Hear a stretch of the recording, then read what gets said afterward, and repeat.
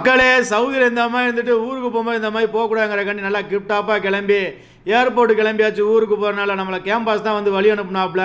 கேம்பாஸ்க்கு tata பாய் பாய் see you அப்படின்னு சொல்லிட்டு இமிக்ரேஷனு boarding பாஸ்லாம் வாங்கிட்டு உள்ளே போய் உட்காந்தா ஒரு நிம்மதியாக இருக்கும். அந்த நிம்மதி கிடைக்கும் பார்த்தீங்களா, அப்படியே ஒரு பாட்டு பாடினா போல் இருக்கும். சொர்க்கமே என்றாலும் அப்படின்னு பயலுக்கெல்லாம் கால் பண்ணி வீட்டுக்கெலாம் கால் பண்ணி ஆந்தி வேலை வந்துக்கிருக்கேன் அப்படின்னு சொல்லிட்டு ஃபோட்டோ ஷூட்லாம் பண்ணிவிட்டு பாத்ரூம் போய்ட்டு ஒரு 20 நிமிஷம் உட்காந்தோம் அப்படின்னா கூப்பிட்டாங்க. ஒரு 3.5 மணி நேரத்தில் நேராக நமக்கு ஜன்னல் சீட்டே கிடச்சிருச்சு. அதனால் பக்ரைன் வந்தாச்சு. பக்ரைனில் பார்த்தீங்க அப்படின்னா 8 மணி நேரம் வெயிட்டிங்கு. பசிக்க ஆரம்பிச்சுன்னு சொல்லி KFC ஒன்று வாங்கி ஆர்டர் பண்ணேன். அதுக்கப்புறம் ஃப்ளைட்டில் தந்தாங்க பிரியாணி, ஏதோ பச்சைகளில் பன்னு கின்னு தந்தாங்க. எல்லாத்தையும் நான் சூப்பராக இருக்குது அப்படிலாம் சொல்லலை. அதுக்கப்புறம் நம்ம மெயின் ஐட்டம் வந்துருச்சு. இந்த மாதிரியான பீர் வந்து ஒரு 3 பீர் வாங்கலாம். எப்படி தெரியுமா, நம்ம பக்கத்தில் உட்காந்து குடிக்கங்களா அப்படின்னா என்னை கொஞ்சம் வாங்கி கொடுங்க அப்படின்னா வாங்கி குடிச்சு இதெல்லாம் குடிச்சிட்டு போனோம்னா தான் கல்யாணம் ஆனாலும் சரி கல்யாணம் ஆனாலும் சரி பையலோட ஜாலியாக என்ஜாய் பண்ண முடியும். கரெக்டாக பக்ரைன்லேருந்து